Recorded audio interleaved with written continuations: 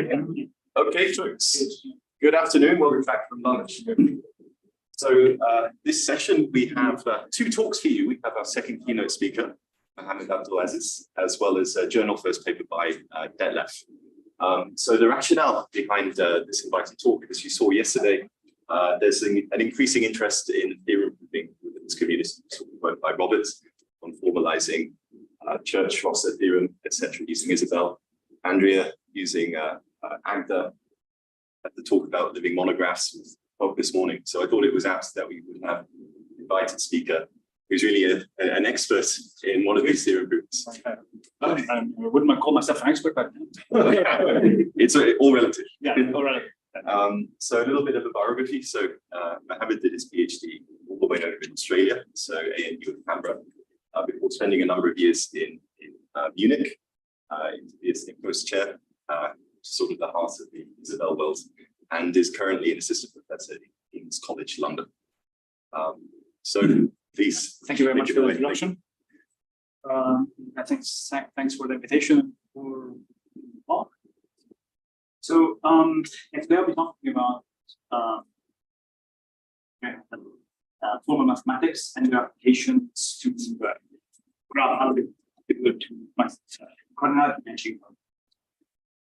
So before I go into that, I would like to just introduce what formal mathematics is, my perspective. Though it seems like many of you are convinced of its value, but I'll still do it anyway. So just look at this syllogism, for example. So this is a well-known Aristotelian syllogism. So it says, if we assume that all men are mortal, and we assume that Aristotle is a man, then we can conclude from the first and second assumption, and from modus ponens that Aristotle is. I hope that we all agree that this is an unambiguous sequence of deductions, and that we all agree that we can conclude 3 from 1, 2, and modus ponens. So I think that formal mathematics is basically the practice of transforming or producing mathematical proofs that are at that level of unambiguity. So these are unambiguous proofs. So this has been done for quite some time now, and it's currently an active area of research. And when people say we want a formal proof or we want to formalize a proof, what they mean is that we want to write statements and the proof set, a theorem statement and a proof set, the proof steps in a formal language, like for example, first order logic or higher order logic. And in addition to writing the statement and the proof in a formal language, we want to make sure that all proof steps are followed from an elementary and acceptable set of actions, like for example, set theory or P&O arithmetic, actions of higher order for other formal systems. So those are the components that people now understand commonly as a formal as the concept. So here, a lot of work has been done on this for many decades, centuries. So people, for example, have studied these formal systems at a meta-theoretical level. Like, for example, are they decidable, etc., and many other meta-theoretical properties. But here I'm focusing on the relatively practical side, which is formalizing mathematics. The actual practice of producing proofs that are formal with respect to this definition. So that practice actually started thousands of years ago. I would consider Euclid intelligence to be one of the first formalized mathematics pieces of literature, and in the literature, so in that book he basically wrote some axioms that from which you can derive many geometric facts, and we use it primarily to formally derive relatively simple mathematical facts. So that book, I would consider it the first act of formal mathematics. But since that time, for a while, people were wondering whether this approach could be applicable to other kinds of mathematics other than just geometry. So, and elementary geometry. So and this question is both in principle and practice. Like, is there a theoretical hurdle to applying this approach to other parts of mathematics or no? And is there a practical hurdle to doing so or no? And since that time, again, other people like Leibniz and Campbell and Cauchy and Weierstrass, for example, try to make functional analysis more formal, but and Keynote did that for arithmetic, and Vega formalized Keynote's arithmetic in first order logic. But it was, although those people, you can say that the work was, the progress in just showing that other parts of mathematics can be formalized, it still wasn't as clear in the sense that you can formalize all mathematics from first principles based on a logical system.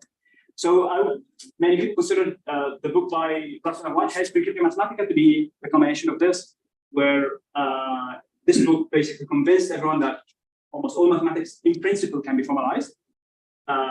There's no theoretical hurdle to that. If a theorem is true, then you can formalize it. But it also opened many questions, right? So there are the well-known theoretical questions that it opened, that regarding completeness of mathematics, etc., that were addressed by Gödel and Turing, but it also opened another more practical question. So in order for them to prove that 1 + 1 = 2 in that book, Russell and Whitehead spent hundreds of pages. So that, to many people, meant that although in principle it's possible to formalize mathematics, it is not doable in practice. And that basically was the state of the art until the invention, but that was the state of people's mind until the invention of digital computers.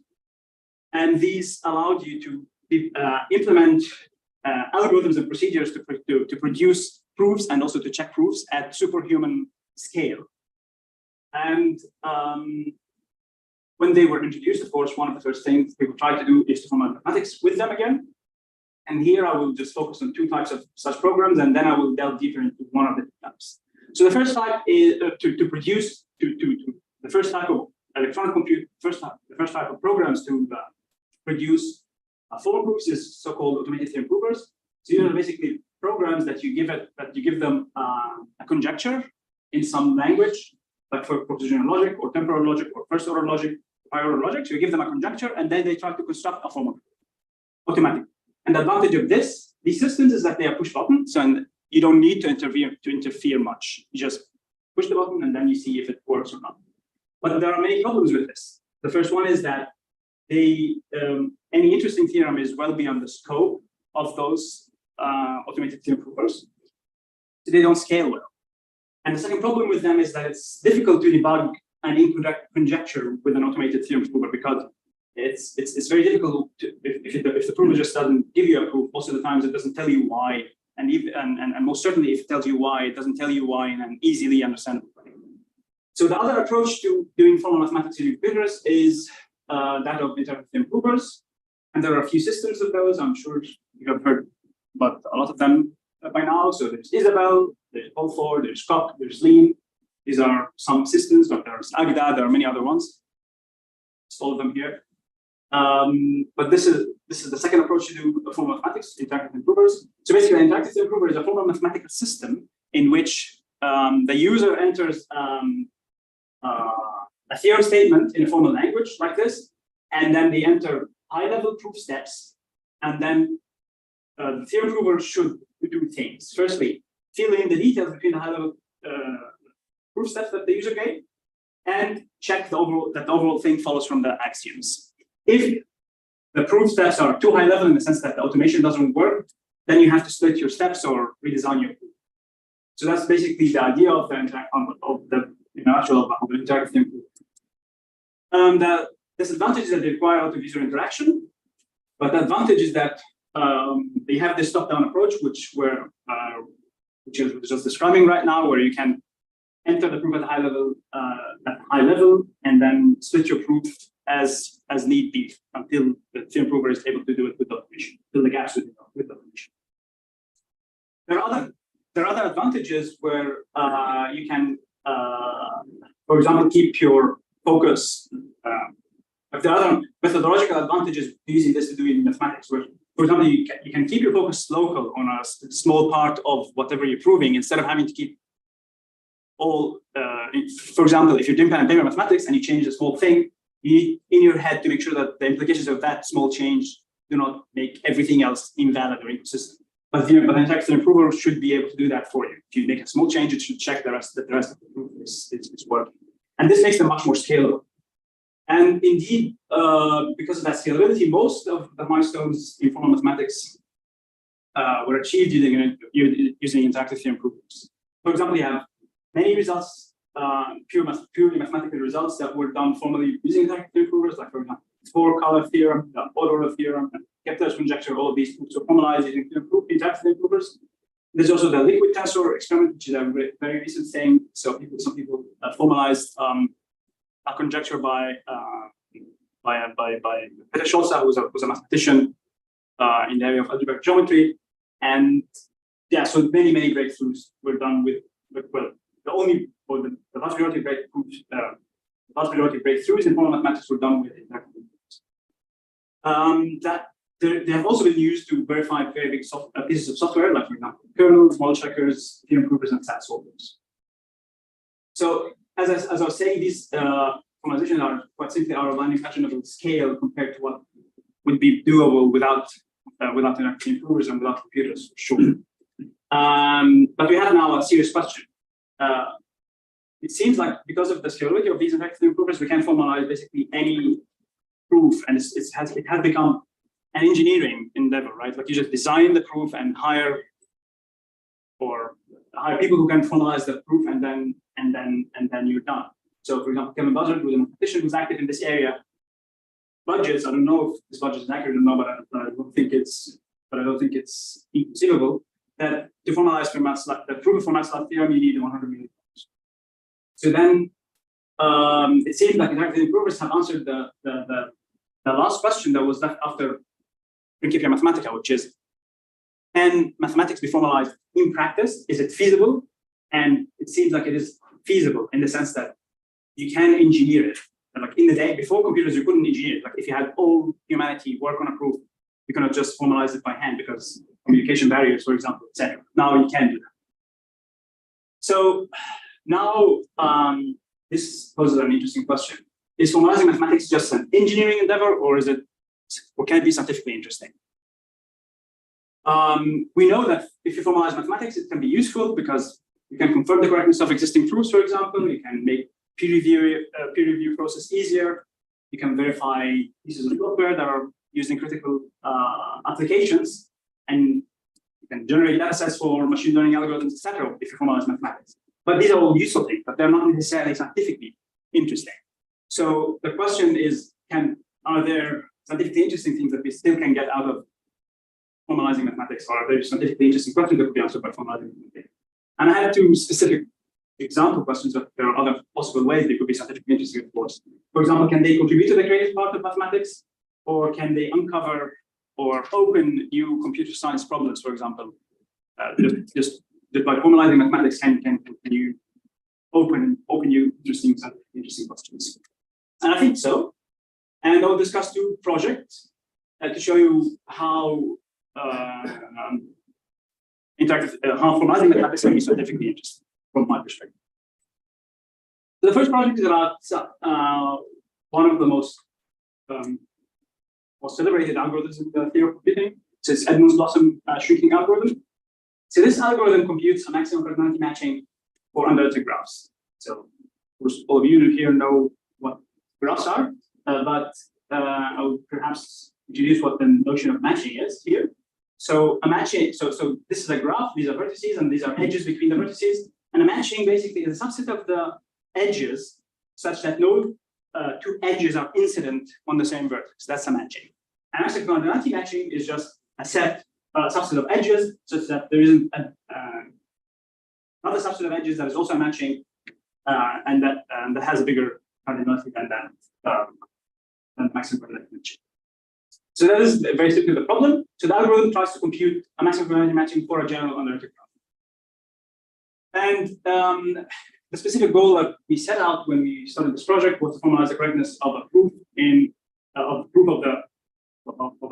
of correctness for this algorithm in a book called Leda, which is relatively well known in the area of algorithms data structures. And this was a joint project between me and this new client. So why is this interesting? So this algorithm, in the just from a historical perspective, is what inspired Jack Edmonds to use the notion of polynomial time, computability, polynomial running time as the notion of effective computation. Because before that, it wasn't really clear what was that notion. What is effective computation? What isn't?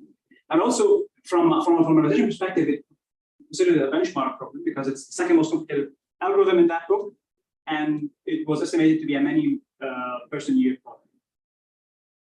So now we'll just try to take you through a quick tour of the algorithm and just some outcomes of the formalization. So the top level, the top group of the algorithm is as follows. So I'm here representing it recursively. So this is basically a function that is just called find maximum matching. The function depends on the concept of augmenting paths, which is a concept that's quite abundant in combinatorial optimization. So basically, you're given a graph and a matching, and you want to see if you can make this matching bigger. So you search for an augmenting path. If one exists, then you call yourself again, but with the bigger matching, and you turn them. And I will explain how you turn that matching into bigger matching. But let me just firstly briefly discuss what is an augmenting path. So an augmenting path is a path in the graph where the starting and ending point are both not matched. And that's just one condition in order for it to be an augmenting path. The other condition is that it has to be alternating in the sense that for every two consecutive edges, one edge is in the matching and another one is not in the matching. So we have here an example graph. So this is an example graph, and those green edges are matching in that graph, and this sequence of red edges is an augmenting path for the matching. Why? Because as you can see here, this edge is not in the matching, this one is in the matching, not in the matching, in the matching, so it's an alternating path. And also the first and the last vertices are both not matched.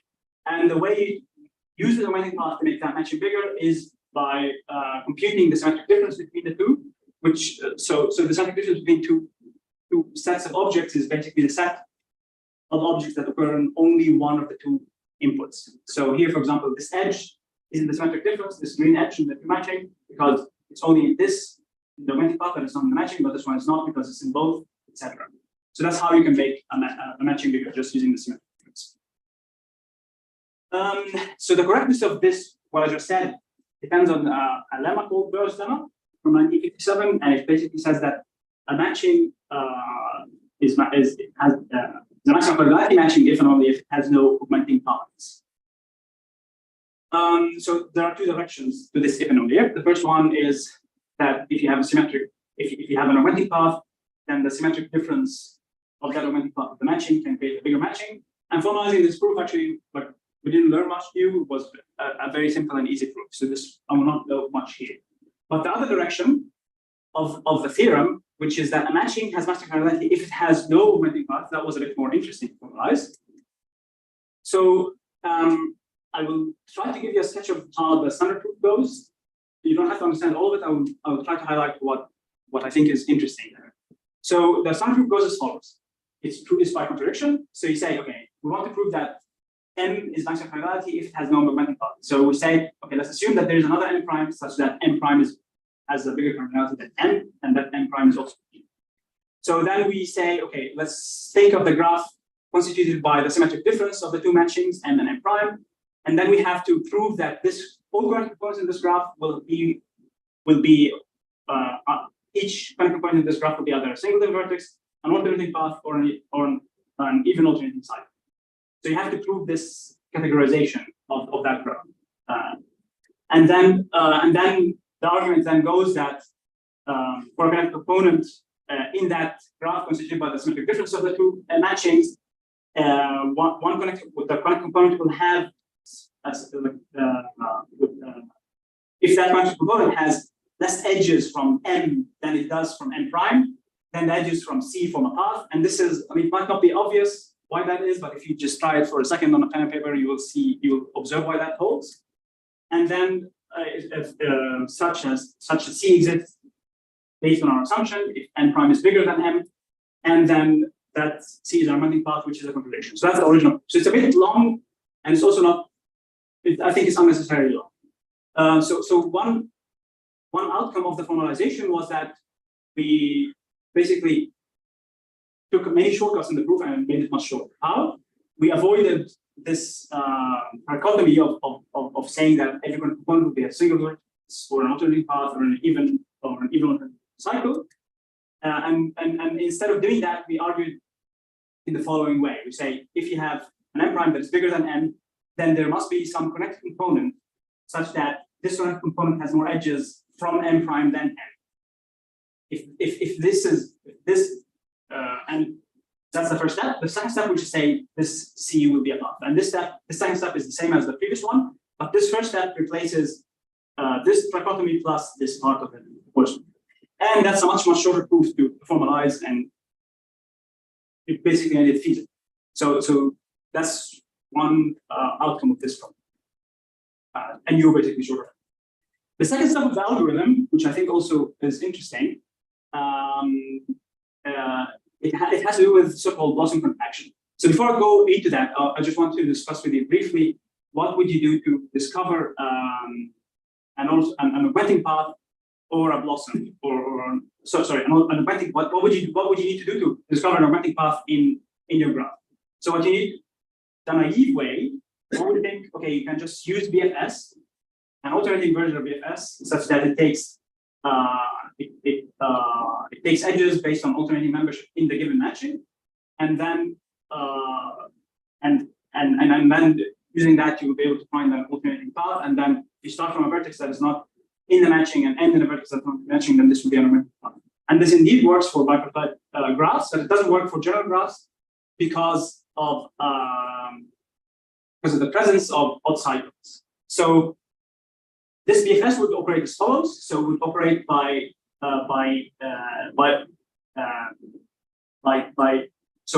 it will be different from a normal BFS in the following sense. You don't discard you don't consider a vertex visited once and for all. You consider it visited once at an even distance from the starting vertex and once at an odd distance. So if you do that, then you can compute. Then for example, if your actual augmenting path goes this way, if you alternating BFS might actually get lost and go into this other direction, and it will give you then a path with an odd cycle in it that would be as an augmenting path, and that simply doesn't work, because if you try with your, like if you have pen and paper and try to compute the symmetric difference between a matching and an augmenting path that has an odd cycle, it will just not make it bigger.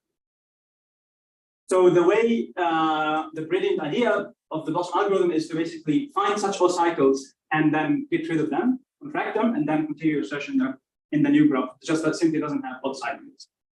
And this is based on a theorem that says that a graph has an augmenting path if and only if the contracted version of that graph has an augmenting path. And again, to prove this theorem, we have two directions. The first direction is this one. If there's an augmenting path in the original graph, and there's one in this contraction, and actually was quite easy to formalize again. That there's nothing surprising there, because you quite simply would take the edge that enters the odd cycle and then attach it directly to the vertex that replaces the odd cycle, and the same for the edge that goes out. So the other direction, however, was much more cumbersome and complicated to deal with. So basically, you have this graph where you have contracted this odd cycle into this vertex U prime, and then you want to say, okay, I have an augmenting path in this. How can I use this to construct an augmenting path here? And this proof is very cumbersome, because you have to consider all the possible ways this edge that connects to U prime would have entered the odd cycle, and this edge which gets out of U prime would have gotten out of the odd cycle. And this proof has many symmetries and many cases. And in fact, here we didn't discover anything mathematically interesting, but we only discovered kind of a new, like a more clearly stated open problem, which is that interactive improvers need a way to more seamlessly break symmetries in proofs, because otherwise it's just, you have to do it manually. So the last step of the algorithm, I will even go into less detail in it, but just to give you an idea. So this is the step that replaces this alternating BFS. how can you find augmenting paths without alternating BFS? So the way you do it is you start from unmatched vertices and build a forest of edges until you meet two vertices that are both are even that are at an even distance from one specific group vertex in that forest. So and in this algorithm you have to label, of course, every vertex as other even from the as of other even distance from the loop. But the point here is not really to make you understand this, because this will take quite some time to explain. The point here is to just tell you that this is a loop that is quite conceptually complicated. So it has like a while, it has a complicated while condition, and it has like the state of the program is updated with every iteration in a very complicated way. And to prove this, what does it mean to prove this theorem correct? What does it mean to prove this program correct? We need to prove that it computes.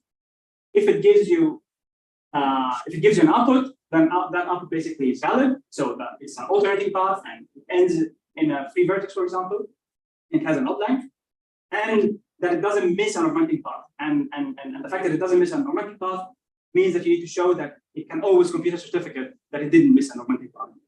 And to prove such a statement about the while loop in a theorem prover, you need to reason about so-called loop invariants. So these are conditions about the program state, basically, that are preserved as long along the different iterations of the loop.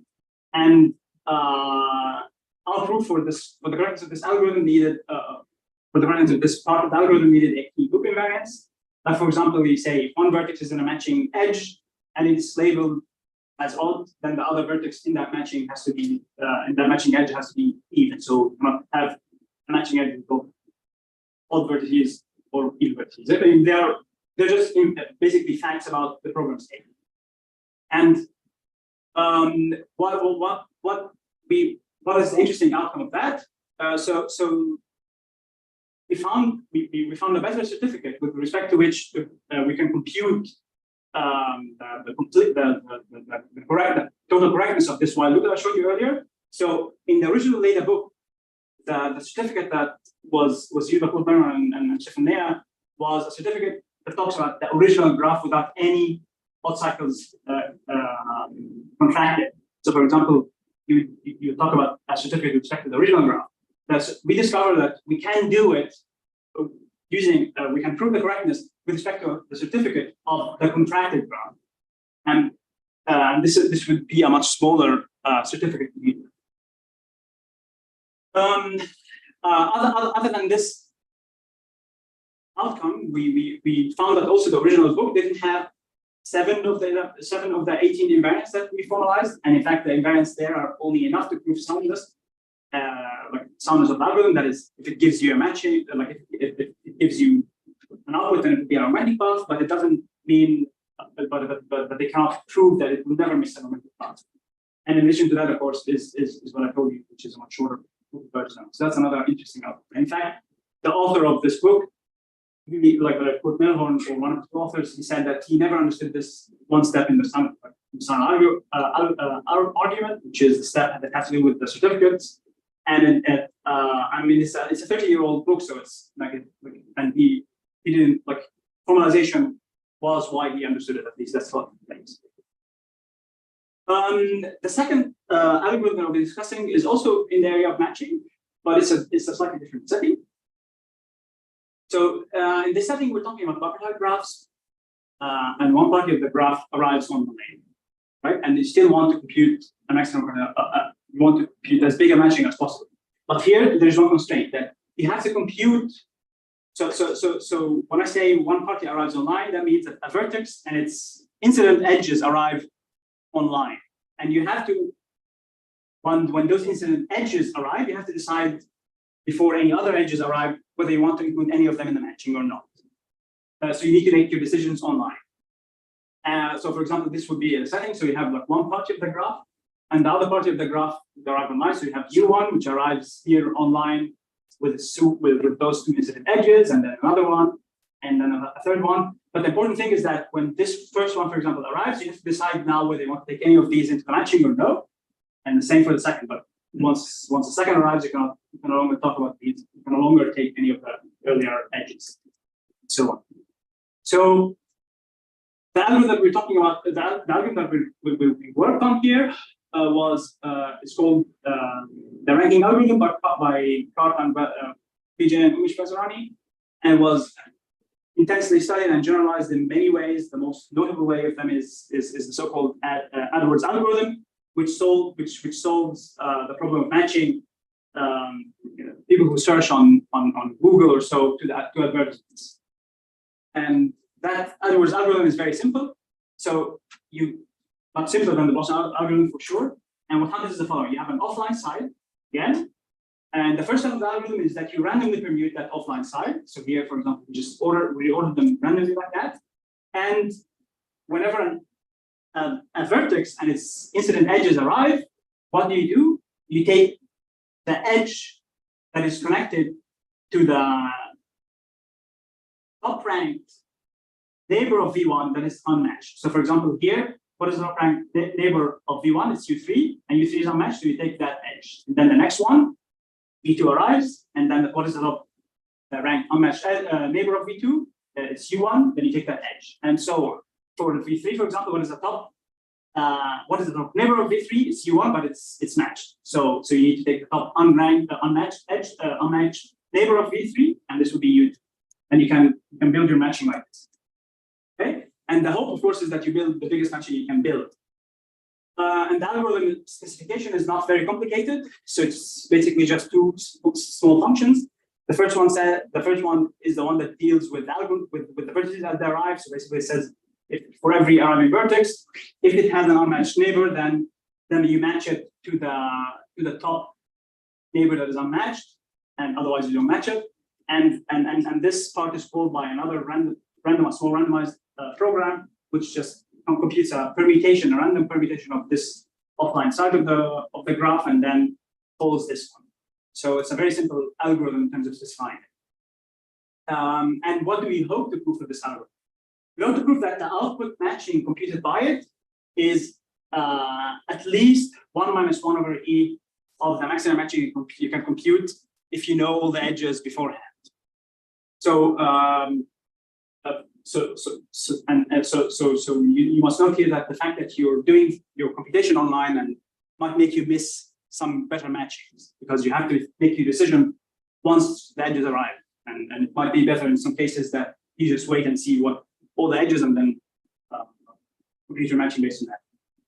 And this property is called the competitiveness of the algorithm. So how competitive is it with an algorithm that is all the input from the beginning? And it's a probabilistic argument. So I should show you, I should give you a small flavor of how you deal with probabilistic programs or randomized programs in tactic improvers. And it also has an asymptotic argument because this property is actually in the limit when the size of the matching goes in. And so, sorry, I forgot to say one thing. So this theorem statement is not a worst case guarantee. This is an average case guarantee. So on average, with respect to all the permutations of the offline side, ranking will give you a matching that is at least that big. So that's the theorem statement. So it's on average, it's an average theorem statement, and has a probabilistic argument, and it's to the limit. So it has an asymptotic argument. So this proof, although the algorithm is very simple, but the proof is quite complicated. In fact, it was studied by at least those 5 authors, those 5 papers, many authors, and we decided to formalize one of the arguments to see if it's easy or not, and see if it can contribute to anything. And so we decided to formalize the proof by Birnbaum and Hugh, and their paper is called Online Buffer Time Matching Made Simple, because the main claim is that they have a simple combinatorial proof. And this work I did it in collaboration with Detlef and Martina. So the first part here of this algorithm, the first part I would like to talk about regarding this algorithm is how we model Isabel, because it's a randomized algorithm, and perhaps you didn't see how randomized algorithms are modeled in interactive improvers. So we quite simply use something called the GLA model, which is a way to present randomized experiments in a Haskell-like do notation.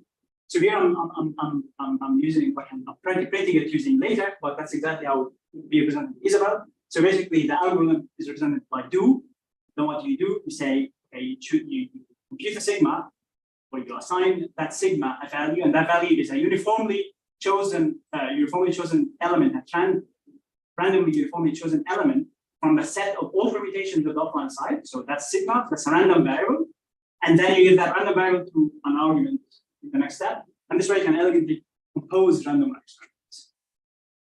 So the proof of correctness is, okay, it's 3 steps. And I won't go into all of them. I just will try to give you some glimpses of what's interesting and what in doing that in the context of the theorem. So the first step is you prove the competitiveness with respect, you prove the competitiveness for Bobby Hart graphs that have perfect matching. So these are Bobby Hart graphs for which there exists a matching that covers all the vertices. And it's mainly arguing about probability distributions, and it's relatively also unsurprising in the sense that we didn't discover anything mathematically interesting. But I would just like to show you, to give you a hint of how proof of something like that could be in Isabelle. So the main lemma is the following: you just have this random variable xt denoting the probability that the offline vertex of rank t is matched by the algorithm, and then we say that basically the probability that 1 minus xt, which is basically the probability that the vertex of rank t is not matched, is upper bounded by the sum of the probabilities of all vertices that are at a higher rank to be matched, and that's divided by n. So basically, it says that the higher ranked you are, the less likely you are to not be matched. So the first thing to prove anything about this randomized algorithm is to model the random variable. So sorry, the first thing to prove anything about this probabilistic theorem, like the theorem that has to do with probabilities, is to model the distributions as do programs with Gilling monad. So we did the same, okay? So we compute a sigma that is uniformly chosen from a set of all permutations of the offline side, and then you call online match on that sigma, right? And then you return the Boolean value, following Boolean value, is sigma of t, so is the vertex of rank t in sigma matched in the output of that algorithm or not? So this is a Bernoulli distribution that will return 1 and 0 with probability, given probability. So to first, the way you prove anything about these things in an interactive theorem prover is basically by defining different distributions and then showing their equivalent, but those distributions should make your life easier somehow. So for example, to reason about this distribution, the biggest problem we have is that the vertex of rank t is not independent from the permutation that you have chosen, because you're talking about sigma of t. So the way you fix that is by firstly defining another distribution where you select a vertex at random from the set of offline vertices and then put it in position number t. And then this way you have that vertex and the sigma independent, right? And that would make reasoning about this distribution easier. And then keep going by introducing other distributions. So this is another distribution which represents the next step in the proof, etc. And the proof actually if you just can get your head around these distributions, like the represented distributions in this way, the proof goes exactly like the paper. So this part of the proof is the first step, which is the probabilistic step, had nothing surprising. The second part has to do with generalizing the previous result. So I earlier said that we proved the competitiveness for Bobby Hart graphs that have perfect matching. So now we talk about Bobby Hart graphs in general. So that may not necessarily have perfect matching. So those Bobby Hart graphs. So in order for you to do this proof, you basically get any Bobby Hart graph and then remove vertices from it until the Bobby Hart graph has a perfect matching. And the most complicated part of doing that is analyzing what happens to that output of the algorithm if you remove a vertex. So for example, this is the output of the algorithm, the green edges here are the output of the algorithm that I just showed you. And then what if we remove U2? If we remove U2, then V3 will not have an unmatched neighbor, which is U2. So it will have to be matched to the next neighbor, which is U4. And then if V3 is matched to U4, then U4 is no longer free. So V5 cannot be matched to it. So then V5 will have to be matched to U5. And then the same for V6. V6 can no longer be matched. So as you can see, if you delete the vertex, the matching computed by the algorithm cascades down in the ranking. And Baum and Mathieu said that it's an easy structural observation to see that the difference between the two matchings is just an alternating path. And of course, it is easy to see a graph, but it's not easy if you even want to make this a verbal argument, let alone a formal argument in a theorem.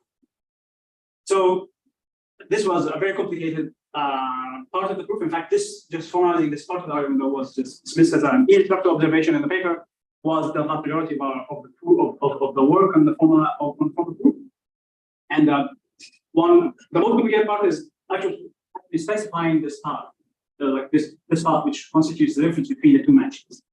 And that we represented it as a mutually recursive function, which took a lot of time until we were able to come up with it correctly. And then, of course, because it's mutually recursive, then every proof had to be done by simultaneous induction. So it was the most complicated part of the proof.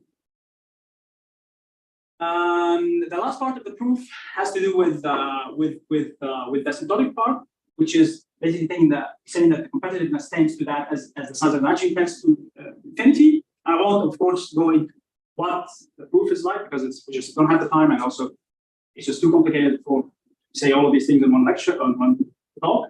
But I just want to note one thing, which is that we found that in the original paper they have forgotten a crucial assumption in that theorem. We actually didn't remove that assumption, so we don't know if the theorem holds without that assumption or not. But that assumption basically is that a certain sequence converges. So this competitiveness ratio is correct, conditional whether this sequence converges or not. And and this assumption was omitted in the original paper, and then in our paper we didn't resolve it, but we at least know it. So the outcome of this, of formalizing this of my matching algorithm, I think was firstly to show that it's extremely hard to write down in detail. One specific step was very hard to write down in detail, even if you try to do it verbally, let alone in the theorem prover. And that graphical reasoning is very, very far from a formal proof that doesn't have.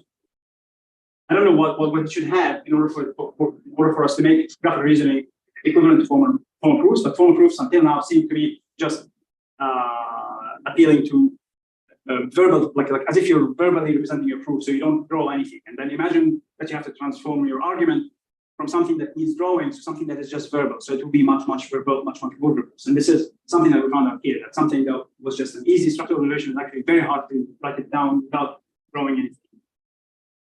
And of course, we found out this big missing assumption. So now, to go back to our question, is formalizing mathematics scientifically interesting? I think it can be, especially if you're formalizing parts of mathematics that where the proofs are, where there's a big gap between the formal proofs and the informal proofs. And many people, not only me, think that this gap is really big if you have geometric or graphical reasoning, or if you're reasoning about the complicated large mathematical definitions, like for example, Edmond's Lawson algorithm, like have an entire page of just a while loop, so it's very difficult to, like that.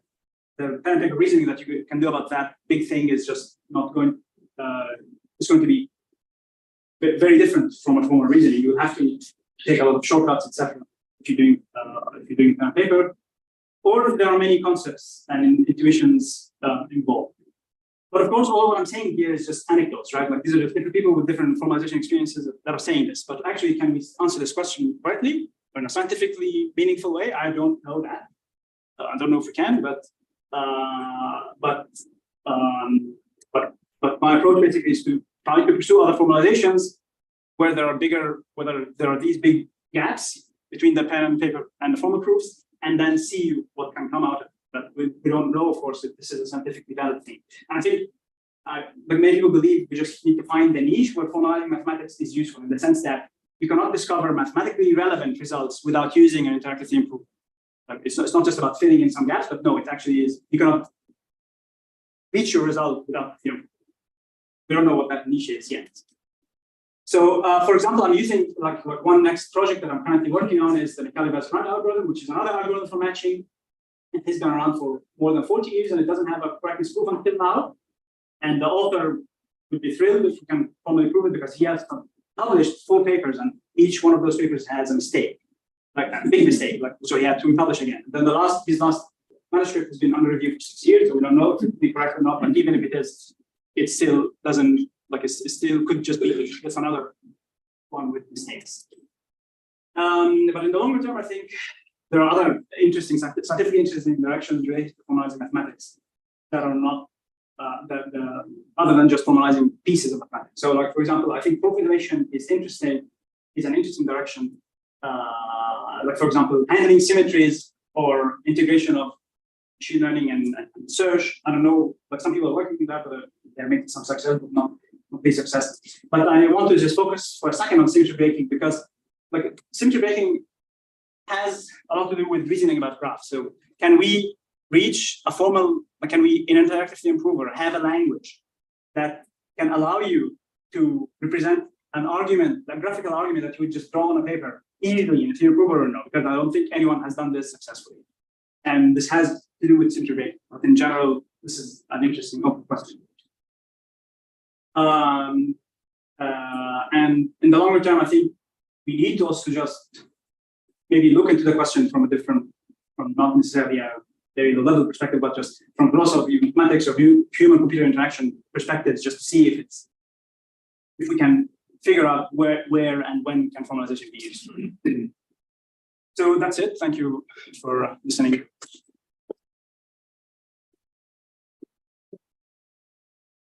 Thank you very much for that one. Taking position into mathematics, applying technology. So hopefully there are some questions. Yes. I would assume that the first proof is constructed to get an algorithm, but I was wondering if the second is also. It is constructive. Okay, so we don't get the algorithm out of the proof. You have the algorithm as an object, and then you prove something about it, which is different from the approach that you would do in Agda or something. So no, we don't get algorithms out of the proofs. But in general, yes, both of them are constructive. Why? Because we're considering finite objects. So they are in the worst case, you can just enumerate all of them. So it is constructive, like in both cases. The second algorithm, some of the other proofs that are not combinatorial are actually not constructive. So they would, yeah. So your intuition is kind of right. The second algorithm, you could prove it non-constructive.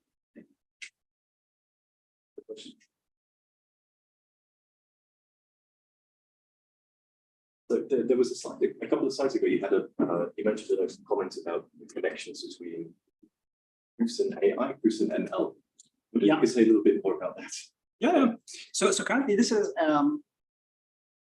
it's a very active area of research. Many people are submitting papers in Europe's, for example, that talk about that, and HKI, etc.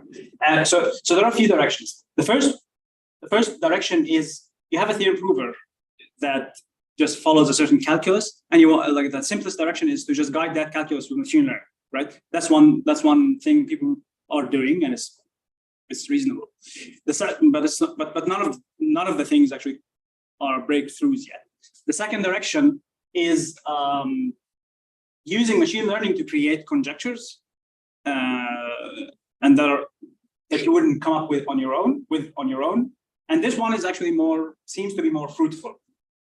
So some, well, I'm not like, it's not it's not in areas of mathematics that I'm aware of. But for example, in knot theory, they were able to generate some conjectures that then mathematicians were able to prove on their own, but they are just very interesting conjectures that they didn't come up with themselves. And there's a Nature paper, I think, on that. Then there is the DeepMind, I think, are trying to do their approach of reinforcement learning and trying to turn proofs into a game, but I don't think it worked out until now. But that's one other direction. So those are three directions. And of course, there is a basic direction, which is the following. If you, I'm saying that an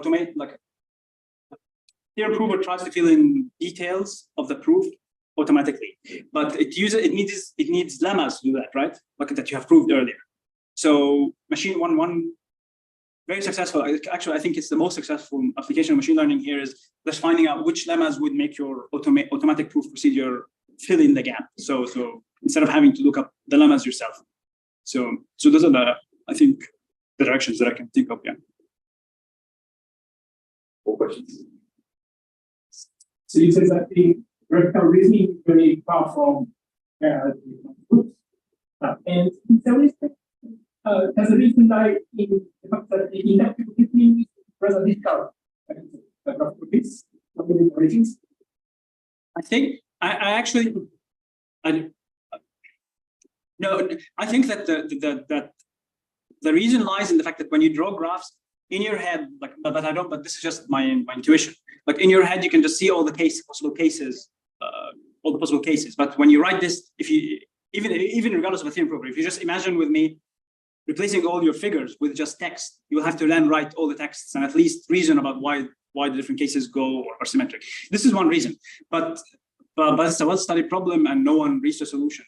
There are two people I think who are working on that. Someone's called Courtehoute. He's in Bonn. He's a logician in Bonn, and has been trying for 20 years or so to come up with formal, with languages for interactive theorem provers where you can represent this graphical reasoning natively, but it just isn't working. But until now, but I don't know. Not good news.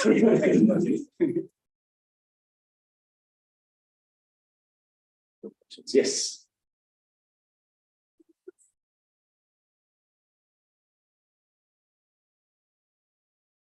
Yes, but I don't. But they're not mathematically interesting. But yes, they are difficult derivation problems. Yeah, no. They are cumbersome, of course, to just do them formally. But I wouldn't call. But I don't think we have found anything mathematically interesting in that. It's just that, for example, when you model an algorithm like this one, so it's a very big loop, right? So just being able to get your head around why the induction principle that comes out of this, the induction. So this loop, when you define it like this in a theorem prover, what does it mean to say it terminates? It means that you have to define an induction principle that comes out of this loop, and just getting your head around that is very difficult. But I don't think it led to any mathematically interesting thing. It's just is very difficult. Yeah, at a cognitive level. And I mean, if you want to come up in some cases with an alternative, easier to analyze what others, do you think the system, the prover in any way assist you there, or are you on your own? No, you're absolutely on your own. That's what I thought. Yeah.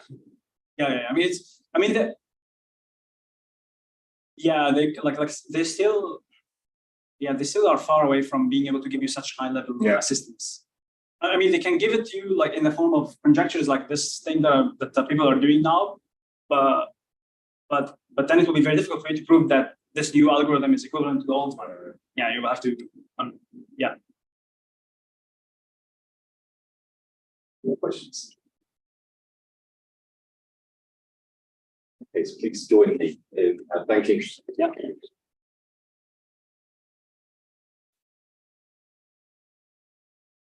Now we move from our invited speaker to our uninvited speaker. Yes. Uninvite me and I go.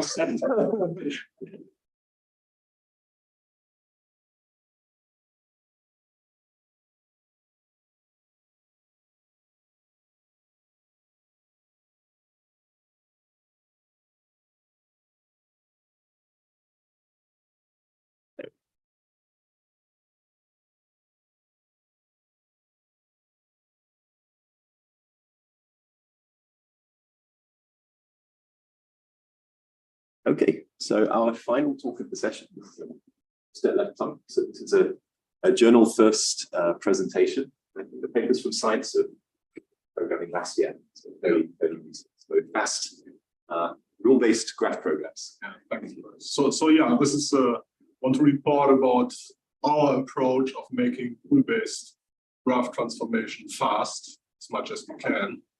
And I will start by reminding that standard graph transformation is really slow.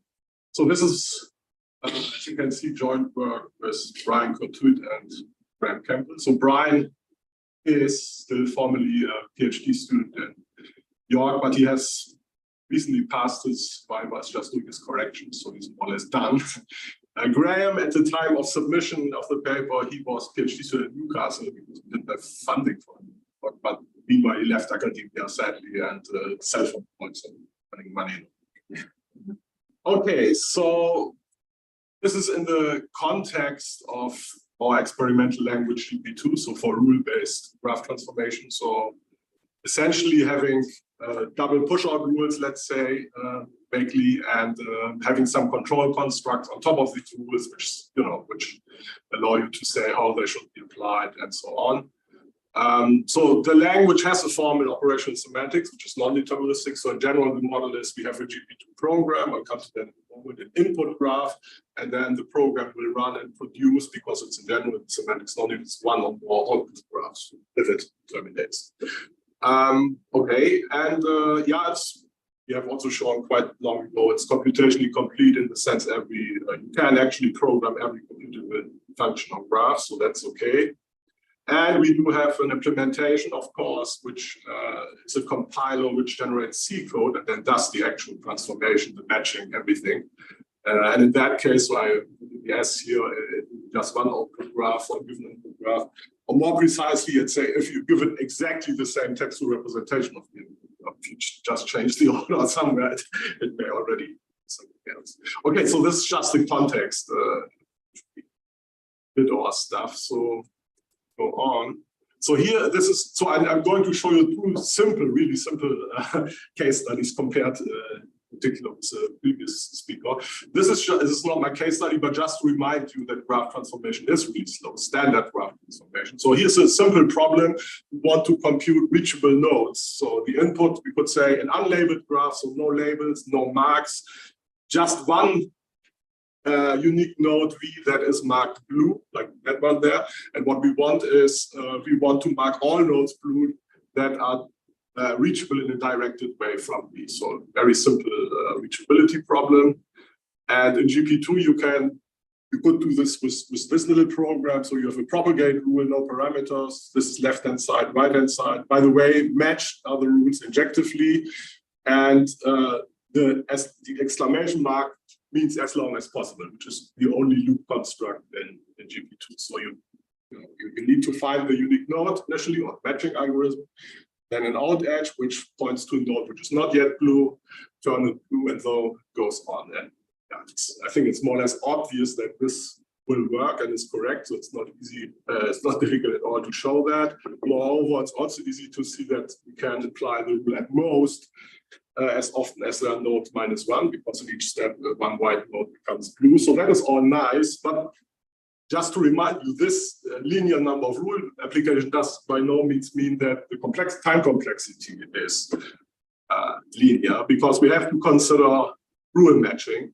and rule matching in general is expensive. So for instance here, the matching algorithm will, let's say it first picks this node here.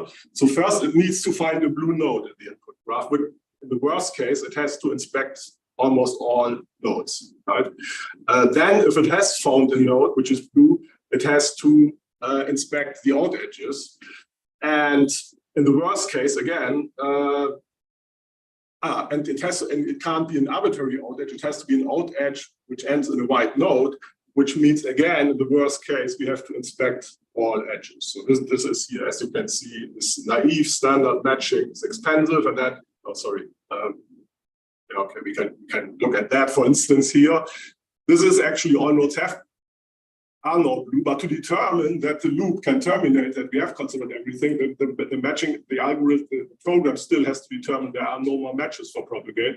So it will look at some node, okay, in blue, but then it has to consider all out edges, in this case 3 for each node, and it has to do that for each node actually. Yeah, so it's costly, and that means if we multiply here with a possible number of rule application, we really get something cubic here. So number of nodes squared times number of edges. And then this is just too expensive, right? In a standard language like C, I don't know, Java or whatever, with a depth first search, this should be possible to linear time. Okay, so this is kind of the price of you would say of rule-based computing and hiding the actual data structure behind it, right? So because here in this model or this kind of language, the programmer has no access to the graph data structure. You cannot quickly say, oh, let's have linear scan of the list of edges or nodes. No, it's not that simple. So what we do, so my two case studies. The first one is slightly similar to the previous example, checking connectedness. And here it's undirected connectedness. So we call a graph connected if each pair of nodes, there is a sequence of edges between them, and we ignore the edge directions. So edge directions do not matter. And okay, so few concepts I have to explain here. In general, GP2 is very simple language. So the main procedure or macro here is this main, which has this try constructs, which just say, okay, let's try if init is applicable. So we assume that the input graph has consists of unmarked, so the colors we call marks consist of unmarked nodes only and edges, and we can ignore, so there are in general attributes in this, so we can execute this if there are lists which are consist of character strings and integer, but we can, in my setting here in the simple examples, completely ignore this, so the attributes play no role in the algorithm, it's just for the graph structure. So init, so it tries init, and okay, if it's not the empty graph, then the first node in the list of nodes will be turned blue, and then we have the special construct which we call a root. So for the moment, just assume roots are somehow distinguished nodes. And then the simple idea is to encode here a depth first search, DFS, and we don't have even a recursion, so we do it iteratively here. So it's a nested loop, so DFS as long as possible. And DFS, so the main component is this forward rule here, which we apply as long as possible. So the root is somewhere in the graph and it's blue. Now, GP2 graphs are directed, but this is a built-in construct, what we call bidirectional edges. So this left-hand side will match with edges in either direction, and this edge here will get the same direction. So this simplifies writing roots in situations like this, where the edge direction doesn't matter. So if it finds a match here, the matching algorithm, okay, it moves the root to node 2, okay, turns it blue and dashes this edge, which we also call a mark, a dashed edge, to record kind of the path the root is taking.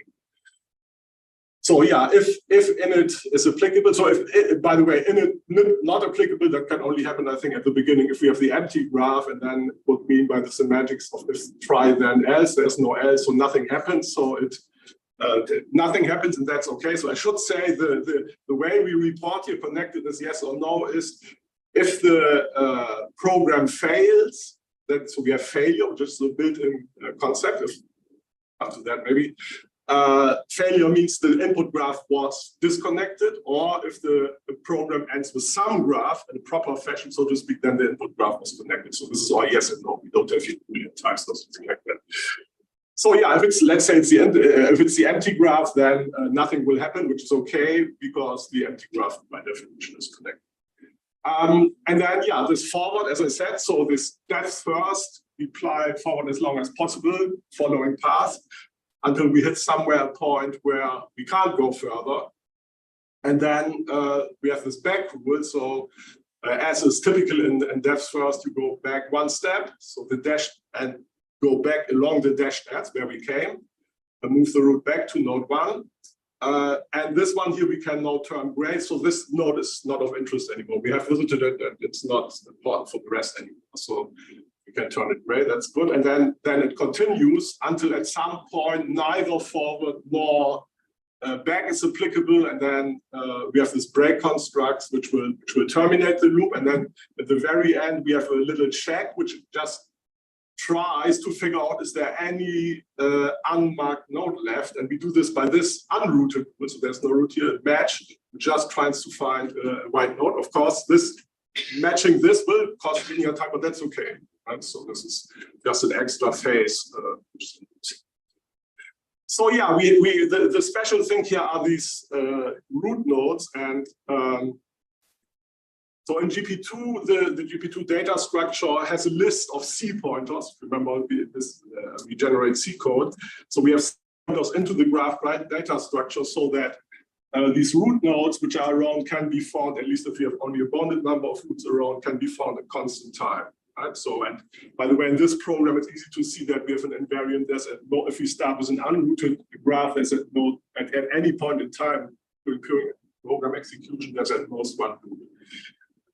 So yeah, that's so we can find this node quickly, but then still, of course, to match, we have to inspect the edges incident to that node. But nevertheless, I'll come to that in more. One can show in this case here that both forward and back can indeed match in constant time, provided that our input graph classes are bounded node dependent. You can imagine, I guess, why. if with larger graphs the degree increases here, then although you find this node in constant time, you need linear time still to find here this number. So that is an issue. So this is a little connectedness problem. So here's a quick example. So suppose that's our input graph. And so this init places the root somewhere, non-deterministically, let's say here. So then we have this forward rule, which let's say, so it could go in 3 directions. Let's say it goes there, then perhaps it goes down, goes left, cannot go further. And then, indeed, in Detlef's first session, so fashion, this one we can make gray. We're not interested in that anymore. Again, forward is not applicable, so we go back. Now we can apply forward, go up, forward not applicable, go back. Again, have to go back. Here we can apply forward one more time and then back. Then we terminate, and this check with the match rule is done. It doesn't find any white nodes, so it's fine. And we don't fail, so we know the input graph was connected. And note that it's important a little bit later, the graph is still there, so this is not destructive, because my second case study will show you a destructive example. So indeed, we showed on paper, not machine checked, this program is correct in the sense it fails if and only if G is disconnected. So if you wonder on the implementation, indeed, if you have a failing program, it will just report to you failing program. So this is our way of yes and no, as I said before. And what is more interesting here, indeed, we can show that it terminates in time linear in the size of the graph, so number of nodes plus number of edges, provided our input graph classes are bounded node degree. So because it's not machine check proof, we also try to give some empirical evidence. So we did some timings. So what we did just pragmatically considered 8 fixed graph classes. So discrete graphs, so no edges at all. Grid graphs, which are actually square grids. So this is 3 times 3. The next would be 4 times 4, and so on. Binary trees, actually balanced binary trees. So the next one have one extra layer. Sure you can imagine that. Cycle graph, so a simple directed cycle. Sun graph is a variant of this. Here, gluing together grids. So 3 times 3 times 3. I think the next one is 4 times 4. 4 times 4 times 4, and obviously linked list. And the most interesting one here is the star graph class, because this is a graph class which does not have bounded degree, right? The next one gets one extra satellite here and so on. So they all hang around here in the central node, which can have an arbitrary degree. So we use these graph classes, making the graphs bigger and bigger and doing some measurements. So this is the measured runtime. In this case, on bounded degree graphs. So the list here contains all the graph classes from before, except the star graphs. And so, yeah, we considered input graphs up to 500,000 items, so nodes and edges. And there you can see the runtime in milliseconds. And indeed, at least this suggests the growth is linear. I mean, it's nice linear graphs there.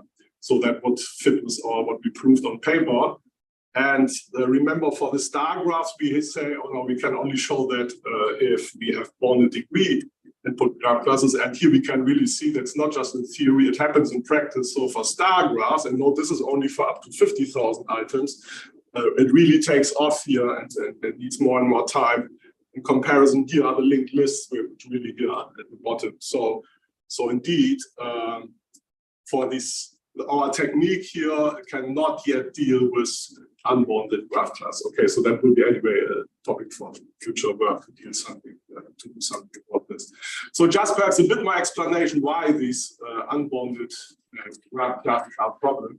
So here I just record. So I have one star graph here. What is it? 8 edges. And the program runs, so FT stands for forward, back is the back rule. And I'm recording here in red the number of matching attempts. So both is successful matches and unsuccessful matches, because both obviously count for complexity. So those where the rule then is applied, but also those where it isn't. So initially, there's only one choice, which the matching algorithm will find to the center. But then here already, the likelihood it will be one of the edges selected which has a white end on the other side, but it could also pick this edge here again. So then after that, it has to go back and then consider the remaining node. So that would be 2 matching attempts. Then here, this needs So all these ones, these are situations where still one unsuccessful match has to be attempted to find out forward, is not applicable anymore. And then, yeah, you see, obviously, with the increasing number of marked nodes, the possibilities here for the matching attempts grows. So up to 5 here. So here I because there's not enough space, I summarize 6 steps. So there are, behind this are 3 more forward and 3 back steps. And then here there's only one successful match left, but we could have 7 unsuccessful one, but plus finally the successful one. And then for this one, indeed, everything has to be tried. So all 8 edges to determine there is no further match for forward. So if we consider, okay, so if we consider just the worst case, so the maximum of these intervals, then at least we get an upper bound. So, okay, so there are these ones here, so which account for this E here on the one hand. So there are, except for the first, if we consider the other ones, there are 8 of them, and 8 is the number of edges. And also here we have, this is the second E, we have 8 edges here in the end. But the main thing here, of course, is this sum here, which comes from the upper bound here in these intervals, 2, 3, and so on, up to 8 number of edges. So, and that, of course, is quadratic. So indeed, at least if we consider this very worst case, it will be a quadratic number of matching attempts. I actually also calculated here, and I hope I didn't make a mistake, I did just by hand the expected numbers or average numbers, if you like. So if you take into account the probabilities, how matching could proceed. So that, of course, grows not quite as fast, but still it goes up to 4.5 here. I think that's still consistent with what we saw in the findings. Okay, so this is, so yeah. Input graph classes of unbounded degree are an issue for us. Okay, so that was the first little example. My second one is, again, recognition of graphs. So this time not connected graphs, but what we call binary directed acyclic graphs, where each binary DAGs, you can see there. So it's simply an acyclic graph where each node has at most 1 edges. And again, we want to know is the input graph of that shape or not. And again, the output will be either failure or not. Okay, and this time it will be a bit different because here this is a reduction program. That's why I chose this one in contrast to the other one, which kind of keeps the graph structure. So the idea here is we reduce the graph by, we place a root somewhere in the graph and then move it up in the sense that we move it in opposite edge direction along the edges, in order to find a node, ultimately, which has no incoming edges, okay? And then if it's a binary DAG, there should be at most 2 out edges, and then we can delete the node and its out edges. And then it continues, right? If there are more than 2 out edges, we locally find immediately it can't be a binary DAG.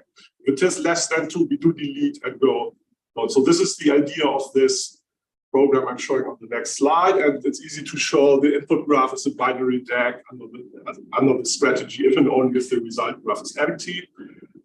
So it looks a bit more complicated. Actually, it's not. So it's just all these delete cases we have here. So I've therefore split it into 2 halves. So these procedures here are macros at the top, and these are all the delete cases when we have reached an in degree 0 node. So yeah, again, it's an init. We know that rule already. Although here we have no marking. And then we have this reduce macro, which is, so it's a nested loop. So this is the up rule, which is the most important one, which I said. So we move the root in opposite edge direction to finally find a node with in degree 0. And again, similar to the previous program, record the path. And also we check already locally, since we are here anyway, let's say whether the out degree of this node is smaller than 3, which it has to be. And this can be checked, by the way, in constant time, because our data structure does store in and out degree in the nodes. So this is a constant time check. And it's important in a moment for another reason as well. So we move it up until we hopefully find in degree 0 node. And then one of these cases should apply if it's a binary DAG. So for instance, this one here, so the root has ended here. There's no more incoming edge. And this is the only, and so I should say for people who don't know this, perhaps, so the dangling condition is implicit here. Such a rule can only be applied if we don't create dangling edges. So that means this is only applicable if this is the only edge incident to that node. And then we remove that node and its out edge, as I tried to say before, and also declare this node to be the new root. Yeah, these are the different cases. And this one is interesting. If we have two out edges, then note that these two rules actually can disconnect the graph, but it's still okay. It's still okay. So let's have a quick example. So suppose this time this is the input graph. I've already placed the root down here. So we go in opposite is the up rule edge direction to find this in degree 0 node. So we have to go up again. So now we found one, and indeed we can apply one of the delete rules. So this will disappear here, the top node and the two edges, and this one will go back along the dashed edge. So we'll get that. Now again, there is no up there. So here we can delete again these edge, this node and the two out edges, and moving the root to here. And this one again, deletion root will go there. And then you may have noticed on the previous slide in the program, we also have a delete case for an isolated node. So this one will just disappear. So essentially we are back at the beginning, the root is gone, but we have a smaller graph now. So now the outer loop starts all over. So some node is declared a root. We go in opposite edge direction, again, opposite edge direction, but now up is not applicable, and there's no degree 0 node. So maybe I should, because I did that quite quickly, maybe I should go back now. That's unfortunate. Yeah, I wanted to show you what happened then, because I have explained that. So this is this flag business. So if none of the delete rules is applicable, so for instance, because we were on a cycle or something, then that is detected by the fact delete is not applicable, and then we set a flag, so which is just a red mark, and then next time we go through here, the guard here will see the flag is there, so it breaks, so it goes around, and then this the last check here will also detect the flag, and then it lets the program fail. And that is what happens in our run through here. So at this point, not quite. So here it detects none of the delete rules is applicable. So it turns this red, and then this auto check will let the program fail because the flag has been set. Okay, so this is quite different, the algorithm, because obviously we now know that the input graph was a binary DAG, but it's gone, the graph, okay? On the other hand, of course, we know a graph copying can be done in linear time. So what you could do is initially copy the graph, do the test on the copy, and then continue working with that. Can you not put mark nodes like the previous algorithm? Possibly, but I mean, it is linear time. Yeah, okay, so you mean that we keep the graph? I once thought about it. I have to remember what the issue was. Sorry, I can't. Okay, well, if there is an issue, I think there is an issue. But, I had the same idea. Yeah, I had the same idea to avoid this copying business. So at this time and the time, as you can see, I do include the star graph, and they behave, so they are now linear time. So this is interesting that this kind of reduction business gives us linear time even for unbounded degree graph classes. So, and yeah, we also proved that on paper, so it's still correct. And we have termination in linear time on the size of the graph on arbitrary graph classes. So just one detail with, when you want to prove something like this, the linear time. So we really need that these, at least the rules which appear in the loops, like the up in particular, match in constant time. And why is that? So we have a little lemma here, just to make you aware of one detail. So this can be matched in constant time, even if we have unbounded degree in the input graphs. Because, sorry. Oh no, this is okay. So the reason is the root node, wherever it is, can have at most 3 dashed incoming edges. Okay, so this one here. So the issue is here why this might not be constant time, I would think, because we have both dashed and non-dashed edges around. So if we are here, the matching algorithm starts looking for incoming edges and they're all dashed, it would take linear time to determine that, right? So we need an invariant which, and it holds that the number of dashed incoming edges is bounded. So here it's actually 3. So that means after at most 4 steps, we will have either found a non-dashed edge, so we can apply the rule, or we have found there is none such edge. So, and why can there be at most 3? Well, let's just look at an example. So suppose in the center here is the root node, and we have an arbitrary number of undashed incoming edges. Then remember this up rule. So let's say it goes up here. So remember it goes, yeah.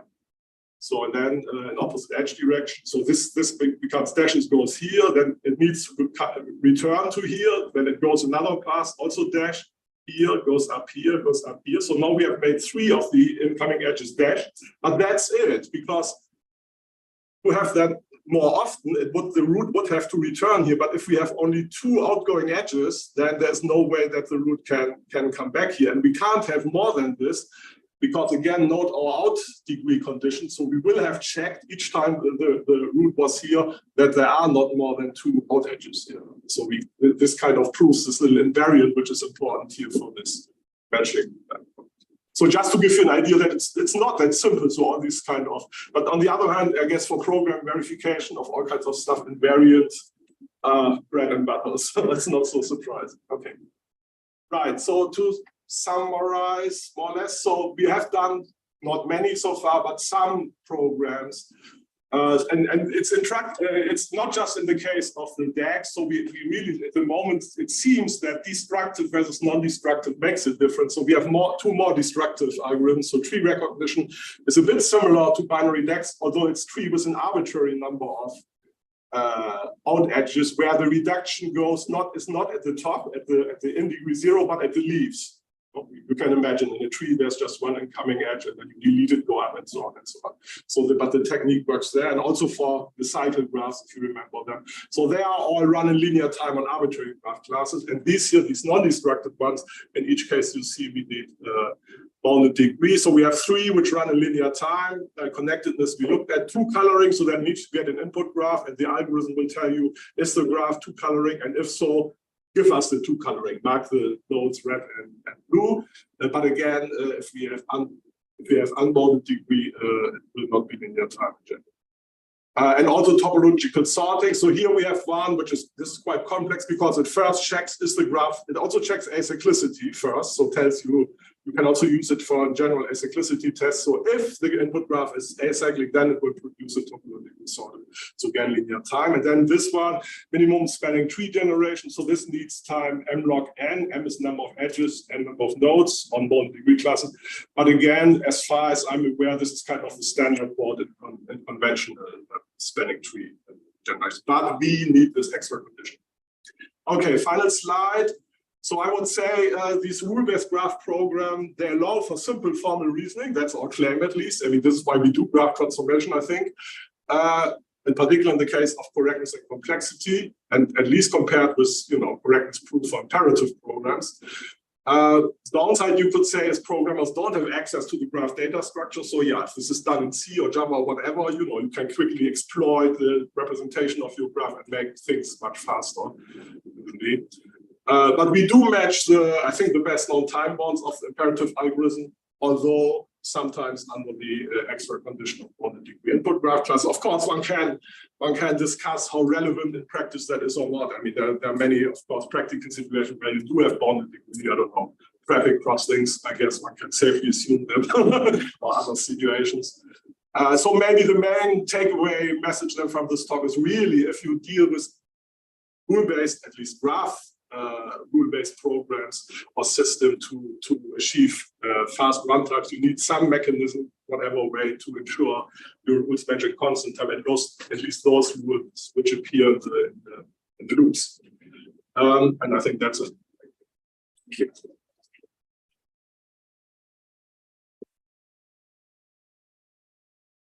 Very much so. I think we have time for questions before the problem. So I think I have an answer wrong. I suspect that, of course, you can do it by copy, but then you definitely lose the efficiency. Yeah, because you have to search for that's what. Yeah, I think the reduction is indeed essential. You make it smaller, yes. smaller. Yeah, to get the effect. I think you are right. I will look at it again, but I'm pretty sure. Yeah. So yeah, this is topic for future work. I didn't list it clearly. We would like to get rid of this issue with but we not yet know how to do that. Perhaps there are completely different ideas. I don't know, but it's. I mean, I guess you could do it by essentially having marking things as having been deleted and have sort of maintain separate edge lists and not delete. But that sounds kind of hacky, and make 3 different kinds of vertices instead of those 2. So, I mean, as long as we can, let's say, background stuff under some nice constructs, which the programmer just uses or without knowing what's going on, that might be a possibility. That's one possible path we're thinking. So yeah, I think there are many possible things one could try, but yeah, so it's manpower is limited, so we carry on with that stuff. Another question? One question. Sorry. So depending on so there's no like general theory that says how to make matching constant time. Like you have to do it with, like here you did it with in the context of 2 specific algorithms, one for selecting double tags and the other one is for. I mean, there is one with these, we have a theorem which we call fast rules, so certain conditions. So if you have a left-hand side a root and it's connected to the left-hand side and stuff like that, but then constant time again under this proviso of bounded degree. But so there is at least one result which, if you know this is a fast rule, then you know it can run in constant time on the opponent. So that we have, but beyond that, We have a program with a set of rules that don't have these other heuristics that you can apply to sort of transform them into. That is a good question. So often one starts with conceptually, I mean, they're much simpler, these unrooted programs, but of course they match everywhere from a algorithmic point of view, it's horrible, yes. Right?